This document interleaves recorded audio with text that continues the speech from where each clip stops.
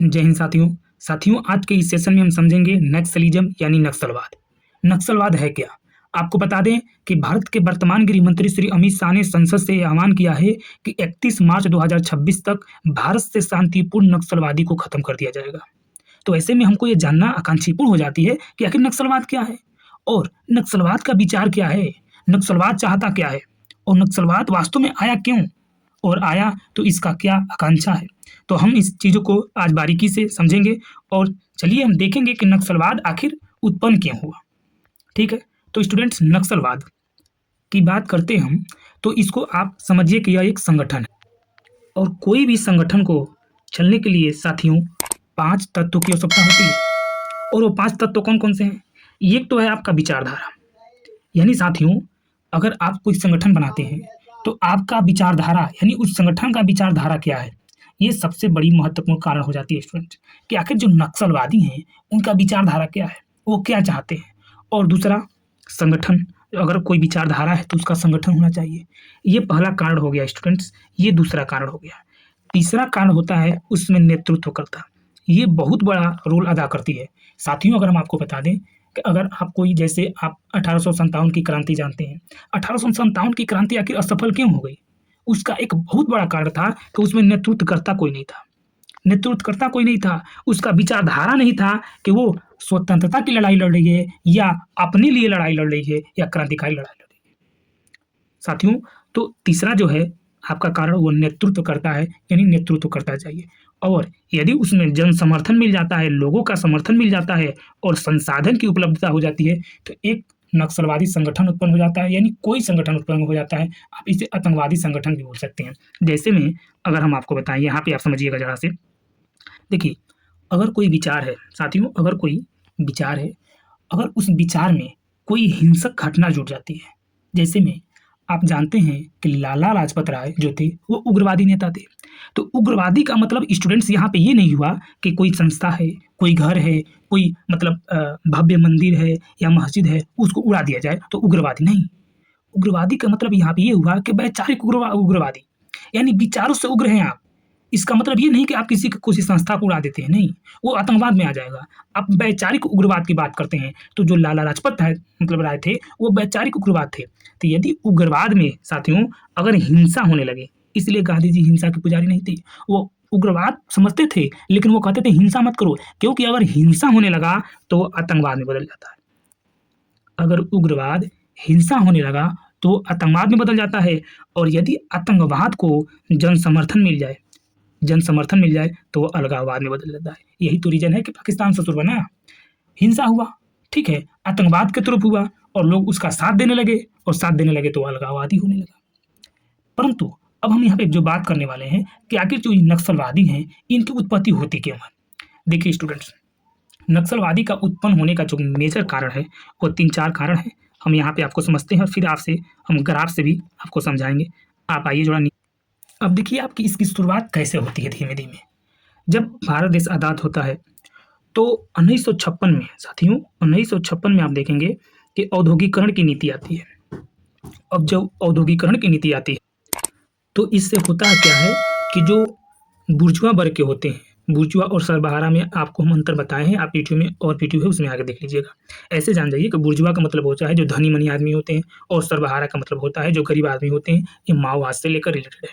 तो जो बुर्जुआ वर्ग था वो तो और धनी होता गया क्योंकि औद्योगिकरण की नीति आई थी, औद्योगिकरण हुआ, लेकिन जो शहर थे और जो गाँव थे वो पिछड़ गए। और जब पिछड़ गए तो जो गरीब वंचित लोग थे वो और गरीब होने लगे। पॉइंट को समझिएगा, पहला पॉइंट ये हुआ स्टूडेंट। दूसरा पॉइंट क्या होता है कि आप देखेंगे कि 1962 में युद्ध हो जाता है चीन के साथ। और जब 1962 में युद्ध हो जाता है तो हमारे देश में, भारत में गरीबी आने लगती है और गरीबी बहुत चरम पे आ जाती है, इवन भूखमरी आ जाती है।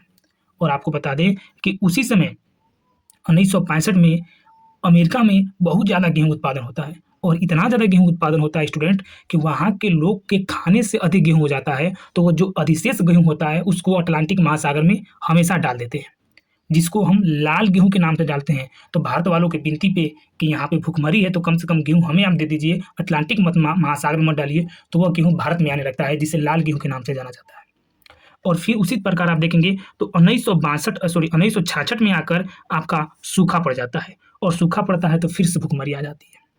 और स्टूडेंट्स 1967 में हरित क्रांति आती है, हरित क्रांति। और हरित क्रांति आपके भारत के ये पश्चिमी इलाके यानी उत्तर पश्चिम इलाकों को ही प्रभावित करती है, और बाकी ये जितने आपको रेड कलर से दिखाई दे रहे हैं स्टूडेंट, इधर हरित क्रांति का प्रभाव नगण्य होता है। और ऐसे में भुखमरी एकदम चरम पे पहुंच जाती है और लोगों का डेथ होना शुरू हो जाता है। और आपको बता दें स्टूडेंट, लोग नक्सलवादी, आतंकवादी, आपराधिक कुछ कारणों से ही बनते हैं, जैसे भुखमरी हो गया, अशिक्षा हो गया, गरीबी हो गया।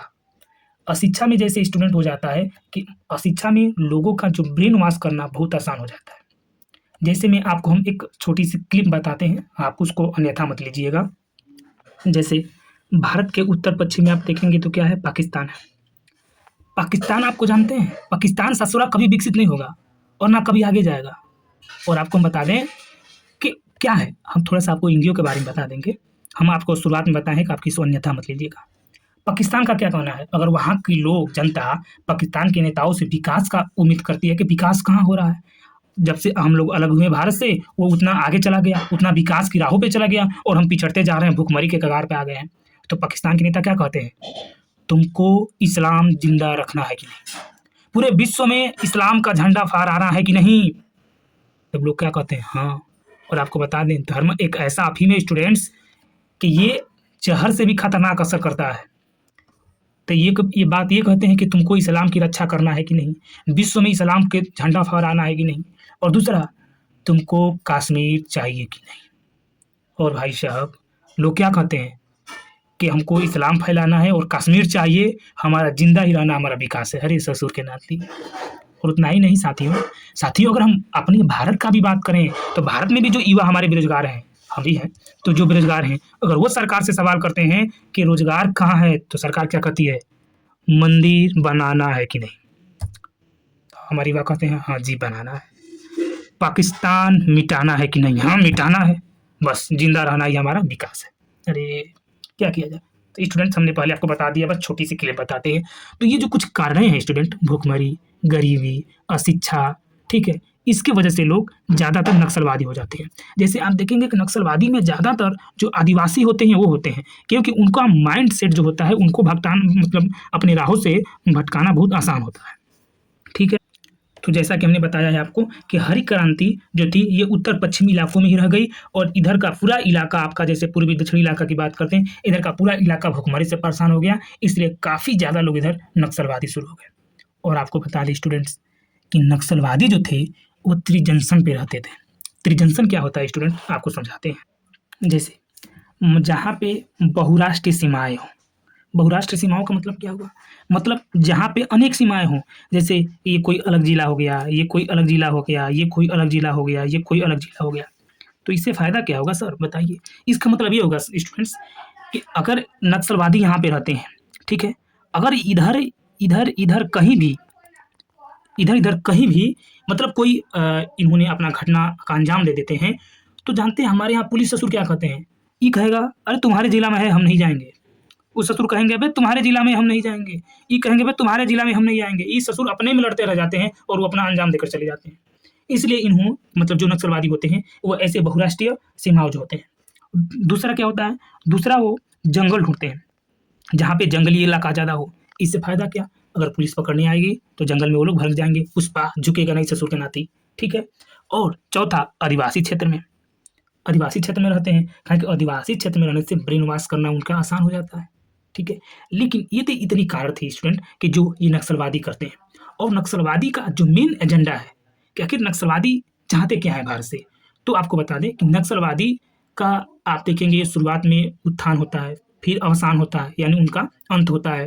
फिर आप देखेंगे जिंग-जांग प्रोसेस होता है, जैसे कि उतार-चढ़ाव होता है। लेकिन 2014 में ये अपने शीर्ष पर पहुँच जाते हैं, और जब 2014 में मोदी सरकार आती है, तभी इनका अंत शुरू होने लगता है।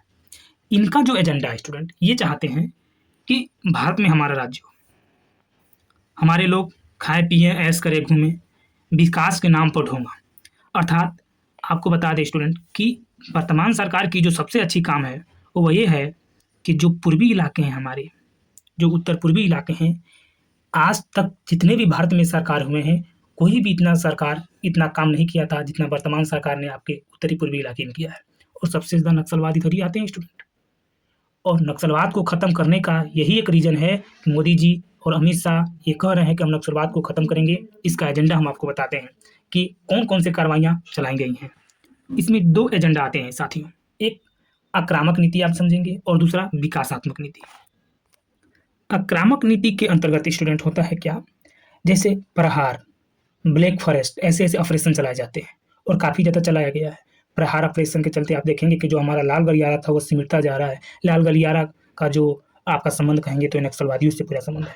आप देखेंगे कि डिस्ट्रिक्ट सिक्योरिटी गार्ड और बस्तरिया बटालियन जो कि महिलाओं का एक संगठन था, कोबरा बटालियन ये एक संगठन है जो कि ऑपरेशन द्वारा ये आपके नक्सलवादियों का धीरे-धीरे पतन की ओर ले जा रहा है। आप देखेंगे कि ये वर्तमान सरकार गुप्तचरी की व्यवस्था, सशस्त्रीकरण, आधुनिकीकरण जैसे चीज़ों को बढ़ावा दिया है। और आप देखेंगे कि पहले क्या होता था स्टूडेंट कि पहले ज़्यादातर जो नेटवर्क थे, ये जो नक्सलवादी थे, ये जो आपके आदिवासी हैं, इनका माइंड वॉश करने के लिए एक चीज़ का बहुत बढ़िया प्रयोग करते थे। और ये क्या था कि वो जब कोई भारत सरकार मान लीजिए कोई अस्पताल बनवा रही है या कोई स्कूल बनवा रही है, तो ये उसका गलत प्रारूप आदिवासियों को दिखाते थे कि देखिए सरकार तुम्हारे इलाके में आकर छिड़ रही है, तुमको विस्थापित कर रही है, तुमको जल जंगल ज़मीन से अलग कर रही है। इसलिए वो नक्सल जो आदिवासी हैं उनका माइंड वॉश कर देते थे। सरकार का ये सोच है कि जब पूरी नेटवर्क हमारे हाथ में है तो हम जो चाहेंगे वो दिखा सकते हैं। तो हम जो सही कह रहे हैं वो दिखाओ ना आदिवासियों को। यानी देखो उनको ये दिखाओ कि देखो हम अस्पताल बना रहे हैं तुम्हारे लिए, तो ये जो नक्सलवादी हैं आकर इसको तोड़ जाते हैं। हम तुम्हारे बच्चों को पढ़ाने के लिए स्कूल बनाते हैं तो ये नक्सलवादी आके तोड़ जाते हैं। यानी उनको सही चीज़ दिखाओ और उनको ब्रेन वॉश करो, यानी उनको पुनः वापस लाओ। तो सरकार का ये जो माइंडसेट है, ये बहुत अच्छा माइंडसेट है और ये बहुत प्रभावी है, जो कि आपके 2026 में जो नक्सलवादी को पूर्ण समाप्त करने का है, ये कहीं न कहीं इसमें बहुत ज़्यादा हावी होगा। और दूसरी की अगर बात करें स्टूडेंट, हम विकासात्मक नीति की बात करें, तो विकासात्मक नीति में आप देखेंगे कि सड़क निर्माण, ठीक है?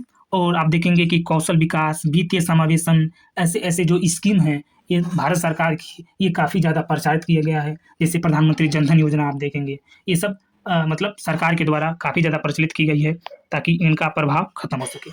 और सबसे बड़ी बात एक और है कि दिल जीतने का और नाराज़गी दूर करने का एक सरकार ने तरीका बताया। तो मोदी सरकार ने ये बात कही कि आप आदिवासियों का दिल जीतिए, उनसे जो नाराज़गी है उसको ख़त्म कीजिए। लोगों ने पूछा कैसे? तो मोदी ने बताया ऐसे, कैसे? कि आप तीव्र विकास कीजिए। क्या कीजिए भैया? आप तीव्र विकास कीजिए। जब आप तीव्र विकास करेंगे तो उनका मन में जो प्रभावी अंग है वो निकल कर आएगा। आप उनकी सांस्कृतिक जो मान्यताएँ हैं, जो उनकी सांस्कृतिक मान्यताएँ हैं, उनका सहयोग कीजिए, उसमें पार्टिसिपेट कीजिए, उसका आयोजन कीजिए।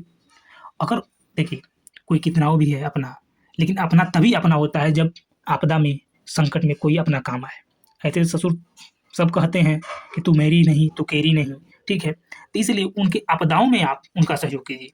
अगर कोई आपदा आता है तो उनका सहयोग कीजिए। और आपको बता दें कि जो रिवर्स ब्रेन वॉश है, तो मीडिया प्लान शुरू किया गया जिसकी वजह से मीडिया ने नक्सलवादियों का सही चरित्र जो चरित्र था उसका प्रारूपण उसने आदिवासियों को दिखाया। और इस प्रकार और भी आगे बहुत से योजनाएँ हैं स्टूडेंट्स जिसे सरकार चलाकर और 2026 में नक्सलवाद को पूर्णतः समाप्त करने का आह्वान किया है। तो उम्मीद है कि आप नक्सलवाद समझे होंगे कि नक्सलवाद का विचारधारा क्या है। नक्सलवाद भारत में चाहती क्या है कि हम अपना सत्ता स्थापित करें और वर्तमान सरकार नक्सलवाद को समाप्त करने का कौन-कौन सा तरीका अपनाई है।